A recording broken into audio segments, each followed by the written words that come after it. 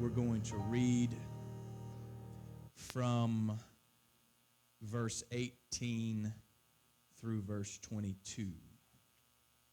Matthew chapter 9, verse 18 through verse 22. A mighty army just left to go to their place. But it's beautiful that half our church got up and walked out, and we still kind of have a pretty good crowd in here this morning. It's awesome. What a great crowd we have today. Matthew chapter 9, starting at verse 18. While he spake these things unto them, behold, there came a certain ruler and worshipped him, saying, My daughter is even now dead. But come and lay thy hand upon her, and she shall live. And Jesus arose and followed him, and so did his disciples. But on his way to heal one girl, he was stopped by a young lady. And behold, a woman which was diseased with an issue of blood 12 years came behind him and touched the hem of his garment. The passage in Luke of this same context, and you know how Luke was a physician, so he's going to include something very important there, that she suffered many things of many physicians. Matthew writes that she was diseased with an issue of blood 12 years and came behind him and touched the hem of his garment. For she said within herself, If I may but touch his garment, I shall be whole. But Jesus turned around about, and when he saw her, he said, Daughter, be of good comfort. Thy faith hath made thee whole. And the woman was made whole from that very hour. 12 years of dealing with a very, very serious issue. And so today, I want to preach from the message title, Waiting with My Issues. Waiting with my issues. And thank you for being here today, and I invite you to be seated. Just don't sit down on me. We had a fantastic discussion. It's great to have my parents, our in-laws, my wife's parents here today, and sat around and, see, y'all are like celebrities around here.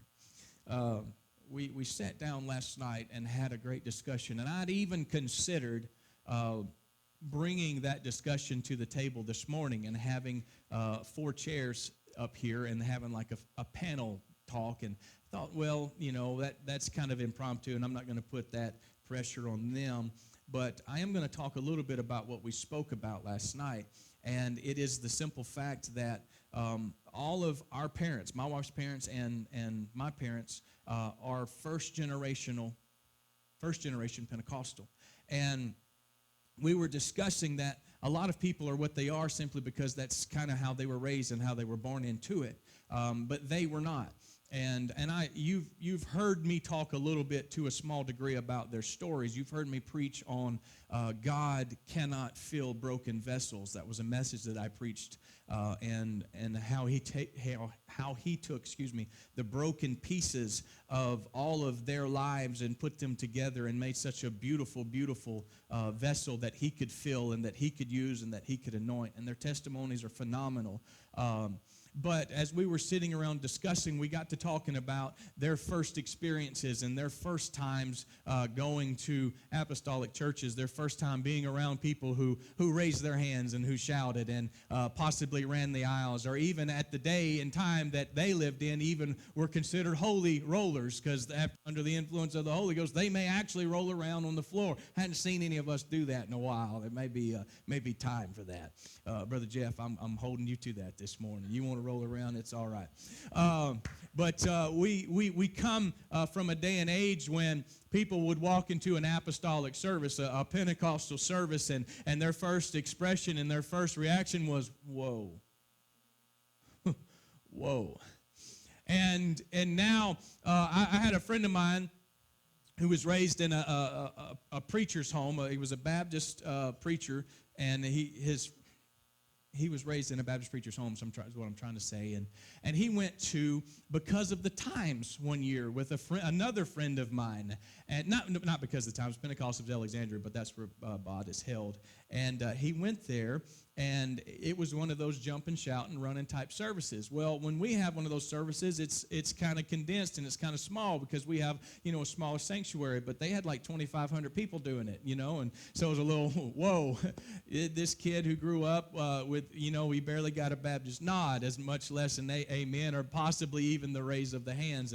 And now he's in the church service. He said that if he'd have stuck his arm out at any time, he would have clotheslined like 3 or 4 different people, and he was like, man, this is weird. I've never been in anything like this. This is different.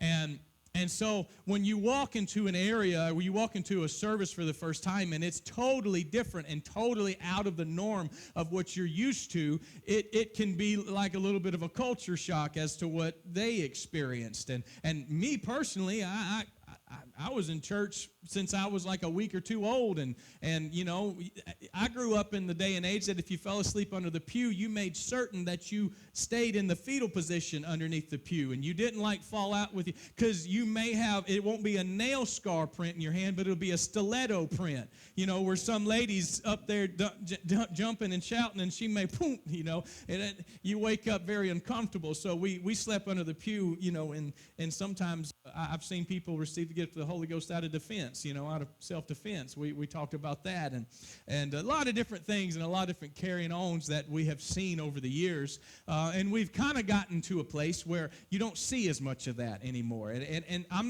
not saying right or wrong. I'm not saying that we have to get back to that, and I'm not saying we need to get away from that. I'm just saying it's different. Things have kind of maybe settled down a little bit, and I think that happens through generations, because what they experienced, they felt true full-blown deliverance from. What you experienced, you felt true full-blown deliverance from. And you remember what it was like to be in that bondage. You remember what it's like to live with that weight. You remember what it's like to always be searching and then truly find that thing that you've always been searching for. Brother Gibson and I were talking a little bit earlier about something, and I made a statement than what we were talking about. I said, nature hates a vacuum. Nature hates a vacuum, and we've all been created with that thing in our life, that emptiness in our soul that is a vacuum, and the only thing that will ever truly fill it is the Spirit of God. He created us with what they call a God-shaped hole, but nature hates a vacuum, and so as we're searching and as we're longing, we start filling that with all different kind of stuff, and it could be drugs, it could be all kind of different things. I mean, I'm not even going to go down that list, because it could be all kind of different things. Some of them seem egregious, and some of them seem terrible, and some of them actually seem okay, and some of them are socially acceptable. But if it's not God, it's not right. It don't really matter if it's socially acceptable or not. If it's not God, it's not right. And so we come to church and we experience this, and then we get filled with the wonderful gift of the Holy Ghost, and we walk and we live and we talk and we breathe, and we're walking with God, and then we still kind of have our issues. And what I made another statement a little bit earlier on in the praise team meeting. I said, sometimes I always kind of wonder and question how I'm perceived. Perception is reality. There are 3 truths about a person. There is the truth about you that you know and nobody else knows. There's the truth about you that you know and everybody else knows. But then there's the truth about you that you don't know, that everybody else knows. And that's perception, how they see you, what they see about you, that you may not even know how you're seen and how you are perceived. And I know in times past I have been perceived incorrectly. I have been perceived wrongly because I have been told how I have been perceived, and I'm like, that's not even close to the truth. That's not who I am at all. But apparently there are things about me that give off a certain perception.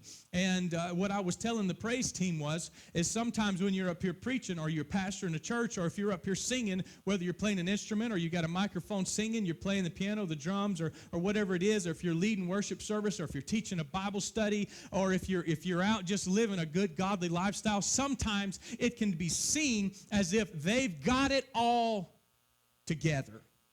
I specifically remember a person that came to the home church that we're from in Natchitoches, and we were talking about it, and they made that statement. It seems like everybody's kind of got it together here. And I said, come here, let me show you something. You see that lady right over there? And I pointed at a friend of ours, and I said, she's been off meth for just a few years now. I said, you see that guy over there? He used to be addicted to crack cocaine, but he's not on it anymore. See that person over there? Used to be a bad alcoholic and all kind of things. And I started pointing out different people and different things that God has delivered them from. And I said, what you're seeing is not who they are. What you're seeing is you're seeing people who are living with issues. But they're waiting with their issues. What is it to wait on the Lord? You know, we understand. Wait on the Lord, and you shall renew your strength.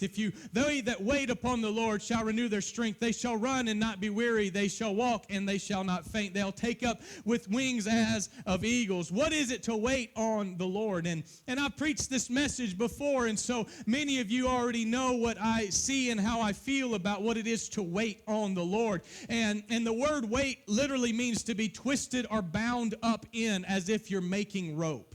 That's what the word wait means. It's Qavah in the Hebrew, and it means to be twisted or bound up in. It doesn't mean to kind of just sit idly by, playing, twiddling with your thumbs and just kind of, just whistling Dixie or whatever it is, and just standing there and just kind of counting the stars or whatever, just waiting on God to show up, just being patient. No, it's not. It's actually an active word. It is a verb, if you will. It's not something that you do in idleness. It is something that you do in activity. You wait on the Lord actively. It's something that you are continually doing. And I want to take you to Psalms chapter 37. And I'm not going to read the entire psalm. It's 40 verses, but I'm going to kind of go through a few things here. And verse number 1, it says, "Fret not thyself because of evildoers, neither be thou envious against the workers of iniquity." So don't worry about evildoers. Don't worry about the workers of iniquity. They will soon be cut down like the grass and wither as the green herb. Their end is already determined. And so often, and we know that the psalmist Asaph wrote that I saw the prosperity of the wicked, and my foot almost slipped. I almost backslid when I saw that things were going good for people who didn't do good. I almost backslid when I saw that they were prospering in their evil doing, and it caused me to almost backslide. He said, but then I went to the house of the Lord. And when I went to the house of the Lord, I was reminded of their end. And so as I said before, it can be socially acceptable to be filling that God-shaped hole of things in your life with things that are not of God. It can be socially acceptable and even proclaimed as good and proclaimed as great by society to be filling your life with things that are not of God, whether it is worldly success, materialism, celebrity status, fame, whatever. We see people all the time that are searching, that are longing, that are looking for greatness and to be great in people's eyes. And society says that's great and that's acceptable and that's wonderful. But God is saying no. No, it's not. Because if you're filling your life with anything besides me, your end is going to be as the green herb that withers away. Your end is going to be that of the worker of iniquity, and you will be cut down as the grass. And so there's a few things in here, and I want to bring some words out that are very important, and those words are trust and delight and commit and rest and cease. And verse 3 through 8, you'll find these words: trust in the Lord and do good. So shalt thou dwell in the land, and verily you shall be fed. Delight thyself also in the Lord, and he shall give thee the desires of thy heart. Now, I've talked about this a whole lot, but it doesn't mean that he's going to give you what you desire. Because we can go down a list of things that we desire in life. We can go down a list of things. It doesn't have to be material things. It can be material things. Some people desire new cars. Some people desire new homes. Some people desire new clothes or new this or new that. And some people desire peace. Some people desire prosperity. Some people desire comfort. Some people desire what other people have or whatever. And we all have this mixed perception of what other people have. But he said, if you delight yourself in me, I will remove your desires, and I will give you my desires. And then you will start desiring the things that I desire. And then your whole perspective, your whole outlook is going to completely change, because I'm going to put in your heart the things that you should be desiring after. And then if you commit your way to the Lord and trust also in him, he shall bring it to pass. And he shall bring forth thy righteousness as light and thy judgment as noonday, if you rest in the Lord and wait patiently for him, and don't fret because of who prospers in his way, because of the man who brings wicked devices to pass. Cease from anger, forsake wrath, fret not thyself in any wise to do evil. There are so many different words here that if we would start applying them to our lives on a day-to-day basis, then we could start actively seeing what it is to wait on the Lord. When we wait on the Lord, we trust in the Lord. There's only one way that you can trust in the Lord. That's it. There's only one way. You know what it is? There's only one way you can possibly trust, is you have to lose control. You can't trust and maintain control at the same time. I know people with control issues. I know people who have the need to be in control, the need to make certain that everything is done. And we were talking a little bit about this yesterday, about once you've been burnt once or twice in something, you tend to start going back behind people and making sure that they're doing the right thing. And once you've been burnt because you expected somebody to do something and they didn't do it, then from then on you kind of start having trust issues with people because you've been let down before. Your trust has been broken. But God He's never let you down. He never will let you down. He never ever will let you down. And to jump just a little bit ahead, I'll come back to it, but he said, I've been young and now I'm old, and I've never seen the righteous forsaken or his seed begging for bread. God has never and will never fail. He cannot fail. He is God. And he said, I lie not. I'm never going to change. Never yesterday, not today, not tomorrow. I'm the same all the way through. So you can trust him without control issues. In other words, God, I've got this issue, and I'm going to trust you with this issue. And I'm not going to continually ask you about this issue because I trust you. I'm not going to change. I'm going to trust you. I got this going on in my life. Lord, if it's your will for this to happen in my life, I trust you. If it's not your will for this to happen in my life, I trust you. So often in times we have seen what's going on around us, and we have such a limited perspective of life. I say this all the time. We have such an American perspective of life. We were talking with Brother Scott Carpenter the other day, who was actually the very first missionary that we as pastors had here. I know not the first missionaries y'all have had, but that we as pastors have had here. And he has a great testimony. He's from Nashville, Arkansas, and we got to go see them with Brother Isaac and them Thursday night in Mineral Springs, Brother Jonathan Holden's Bible study. And he spoke wonderfully, did a great job. But he and I were talking afterwards about all the different countries and things that he's visited, and all the different places that he's seen, and all the different things. And we were talking about how church is over there versus how church is here, you know, and we just have such a limited perspective on how things go.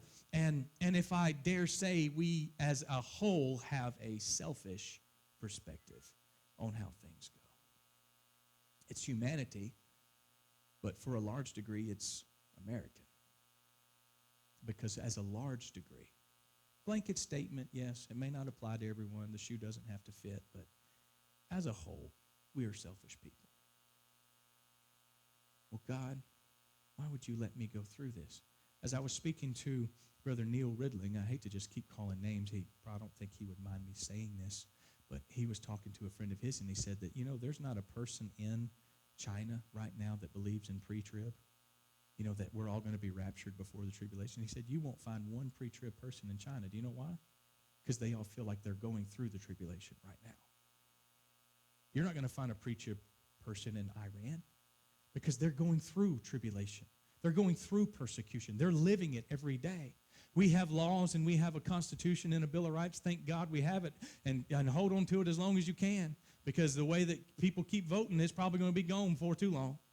Not to get political, but we have the right to speak.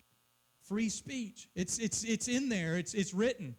But the second they take away the right to defend yourself, they're going to take away the right for you to speak out. I mean, it's the Second Amendment's there to protect the First. That's the whole goal of it. Anyway, I'm stopped. That's a rant. But we all have our issues. And what we need to be able to do is step outside of who we are and say, God, help me not only see my issues, I will always see my issues, but help me see my issues in comparison to others. Help me see my issues in comparison to what they're going through overseas. Help me see what I'm going through compared to what those are going through over there. You know my story. You know my history. You know that I was a funeral director, and I made a few statements not too long ago about I was never really allowed to have a bad day. And the reason I wasn't allowed to have a bad day is because when I sat down across the table from a family who's lost their loved one, who maybe their mom or their son or their daughter, their husband, whatever it is, as I sat down across from them, I was going through things, but what I was going through wasn't anywhere near as bad as what they were going through. So I wasn't allowed to have a bad day because their day was always much worse, no matter what I was going through. Whether I was being sick or well, or whether there was just ups and downs or just the normality of life, it didn't compare to the fact that they just lost their son or their daughter or their mother or whoever it was to them. And so I had to kind of remove myself from my issues and be able to see that there are greater things, and no matter what's going on in your life, always remember it can be worse. It could be better, but it could always be worse. Don't ever say it can't get any worse than this. Oh, my friend. It could always be worse. And so what we do is we come to church and we come to God and we come and we sit on the pew or we stand and we worship. And some of us are really free in our worship and really just ready to go at any moment. As soon as the keys hit, our hands go to the ceiling and our voice calls out and we're just worshiping God. And some, it takes us a few more minutes, and we kind of have to get acclimated to the atmosphere and the worship, and then we start worshiping.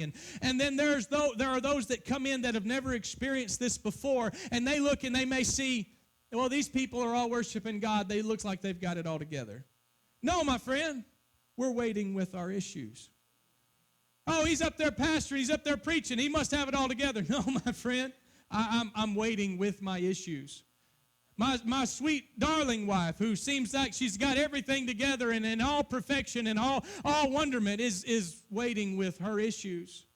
No matter who you see in this church, no matter who you see walking in this walk with God, they've all got their issue. Some of them have been dealing with that issue since they were a young child. Some of them are physical issues, and some of them are mental issues. Some of us all have mental issues. But what we've got to learn and what we've got to understand is understanding who God is. Understanding who he is and what he is. You know, there's a beauty of the fact that when she reached up to touch the hem of his garment, there's beauty in the fact that she understood a proclamation that was written some 400 years before she ever saw Jesus, before Jesus Christ was ever manifest in the flesh and walked and talked among men. There was a proclamation written in Malachi that there would be a one who would rise with healing in his wings. And the word wings there in the Hebrew literally means the outer hem of the garment. So when she reached up to touch that, she was making a 400-year-old prophecy come to pass. And she was saying, I know who you are, and I understand what you're about. And if I can just but touch the hem of your garment, I will bring to pass what Malachi said, that there will be a healing in that wing. And when she touched it, she was made whole. Something else that's very interesting about that is that he was clean and he was perfect and he was spotless. My man Alex got up here today and he was playing Mary Had a Little Lamb. Its fleece was white as snow. Well, we understand that that is a reference, or I've always believed it to be a reference to Jesus. Mary, this little lamb that was perfect, without spot, without blemish. He was completely clean. He was tempted in every way, just as you and I are, but without sin, right? He was perfect in every way. And so when this lady who was ceremonially unclean, she had an issue of blood, and we can go back to Leviticus and I can show you everything where she was supposed to abstain from touching anyone and everything that she touched and everywhere that she sat and everywhere that she laid. It all had to be completely ceremonially clean, and everything was unclean about her. except when she touched Jesus. And since Jesus cannot be made unclean, he had to make what was unclean clean when she touched him. She was completely healed from that moment forward, because you cannot tarnish my Jesus. You can't take away from my Jesus. You cannot lower him to anything that would ever be relative to your issue. And so when I'm waiting on the Lord, and when I'm wrapped up in the Lord, and when I am committed to the Lord, and when I am delighted in the Lord, and when I have all of my rest, and I have committed my way, and all of those things, and I am sitting there, and I am just making my life completely revolving around him, and I'm waiting with my issues, all of a sudden I start to realize that my issues aren't anywhere near as bad as they used to be. My issues aren't anywhere as near as severe as they used to be, because what used to make me unclean, when I attached myself to what was clean and to what was pure, and I wrapped myself up in him, and I got my strength in him, all of my uncleanliness had to be washed away. And I can't carry it anymore. I have to cease from anger. Now, the next 9 through 22 kind of spells out what happens to evildoers. It spells out what happens to the wicked. It spells out what happens to those who are not living for the Lord. It even says that the Lord will laugh at them, and that they will be run through with their own arrows, and their own bows shall be broken, and the wicked shall perish, and the enemies of the Lord shall be as the fat of lambs. And we know what happens when you put fat on a fire. It just completely dissolves. It goes away. They shall be consumed in the smoke. They shall be consumed away. But verse 23 says this: the steps of a good man are ordered by the Lord, and he delighteth in his way. Though he fall, not if he falls, not maybe by chance he could fall, but it's a matter of fact statement. You're gonna fall. Though you fall, get back up. He shall not be cast down. And the Lord upholdeth him with his hand. I have been young, he says, and now I'm old. I've never seen the righteous forsaken. I've never seen his seed begging for bread. I'm merely 35. Will be 36 in just a month. And I haven't lived this long experienced life that some of you have. But I have asked this question before, and I've asked it not only here, but I've asked it in other places. Have you ever seen God fail? And nobody in here could ever say, yes, I saw God fail one time. No, you can't say. Now, you can say man failed. You can say the preacher failed. You can say mom and daddy failed.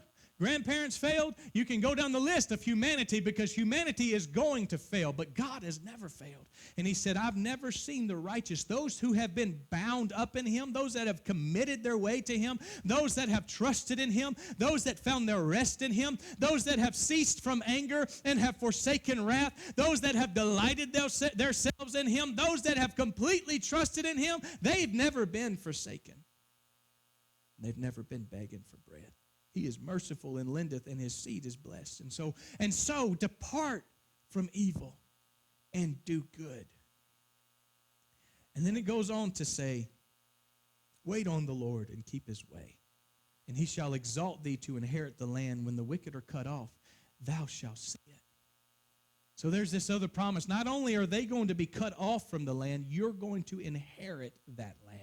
Kind of like that whole deal of seek ye first the kingdom of God and all of his righteousness, and these other things will be added to you. What he's saying is, at some point, you can look at them and you can see that they're prospering, and you can see that it seems like everything's going all right, but at some point, their end result is going to be bad.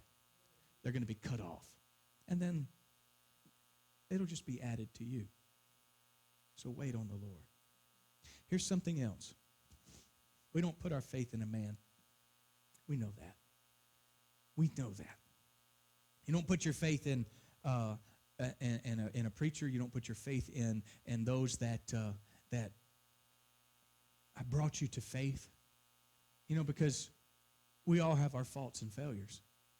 It's okay to look up, but you don't put your faith in a man. You put your faith in God. Always, solely, 100%. But there's this little part right here towards the end. And it says, mark the perfect man, or the mature man, and behold the upright, for the end of that man is peace. You don't put your faith in a man or a woman, but you can find those that have committed their life to God. You can find those that have committed their walk with God. You can find those that have delighted themselves in God. And you can see the end result of their life. And it says, mark them. In other words, pay attention to them. And if they can be successful in all of their issues, then you can be successful in all of your issues. But the transgressor shall be destroyed. The end of the wicked shall be cut off, but the salvation of the righteous is of the Lord. He is their strength in time of trouble, and the Lord shall help them and deliver them, and he shall deliver them from the wicked and save them because they trust in him. What is it to wait on the Lord? Well, I'm going to tell you this. I tend to have anger issues. Surprise. I was doing something the other day, and the water hose got wrapped up in a bush. And instead of walking up and getting the water hose and unraveling it, I did the normal thing that I feel that most all humans should do at that moment. I just started jerking that hose as hard as I could because, that made perfect sense. And then I was like, get over there and just unravel the thing and calm down. And it magically, it just come right loose. But the harder I pulled it, the harder it got tangled up. Issues.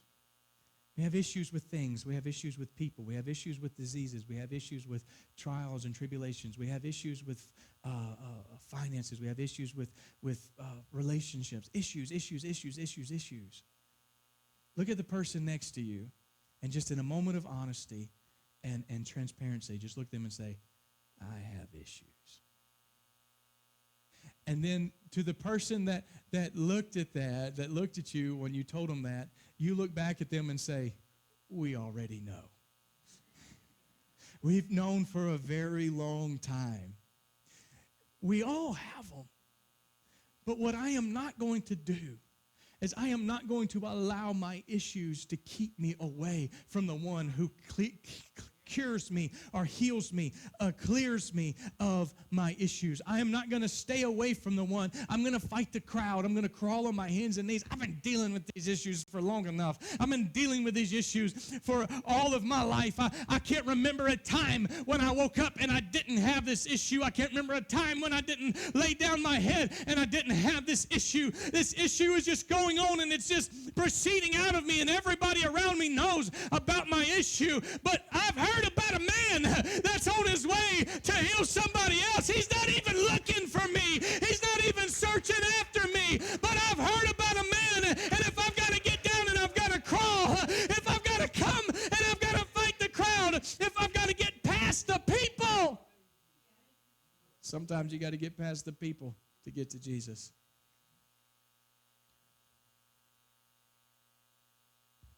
You know what happens when you let someone in the Old Testament with an issue touch you? You become unclean. You catch their issue.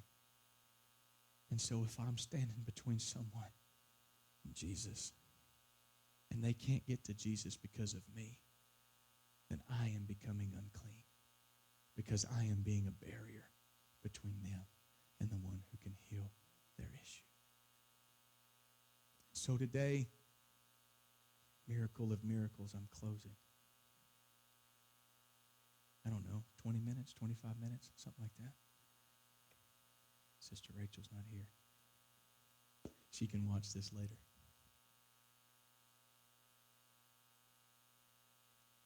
You showed up today with your issue. And your issue has been keeping you from the one who can take care of it. You showed up to this church today thinking, I'm just going to give this one more chance. You showed up thinking, I'm just going to give it just one shot, and if this doesn't work, I don't know. I'm done. I've been dealing with this for 12 years now. And my friend, I'm going to tell you something from the bottom of my heart. My heart goes out to you. Everybody that's ever had to deal with an issue that I've never had to deal with. And I don't understand what it's like. And I've never walked a mile in your shoes. I don't know what it's like to feel what you feel. My heart goes out to you. But can I tell you that because your issue is worse than mine, or you feel like it's worse than mine, it doesn't mean that I don't have one. Can I tell you that my issue seems to me a lot of times worse than yours, but I still deal with it, and I live with it. But I'm not going to allow that to keep me from the presence of the one who can heal, who can dry up, who can clean my issue up. And I don't have to worry about living for him because he loves me and he died for me. And he came to seek and save that which was lost, that communion between man and God, that communion between soul and that of eternity. And he came to seek and to save you. And so today as we stand, I'm going to ask my mother-in-law come and play a song. The name of that song is Touching Jesus. It's all that really matters. Jesus is on his way to heal a little girl. He's on his way to heal a girl who was dead. Can I tell you that death is worse than an issue of blood? Would you all agree? Would you agree that Jesus on his way to heal Jairus' daughter was more important according to humanity than an issue of blood? Didn't stop him though.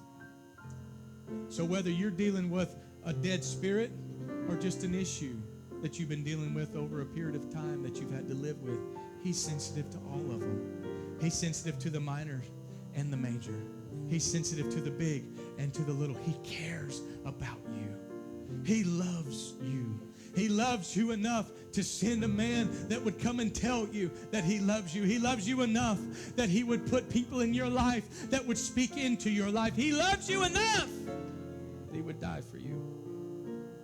So I'm asking that we all come down front, because if there was ever an altar call for anybody, it's for everybody.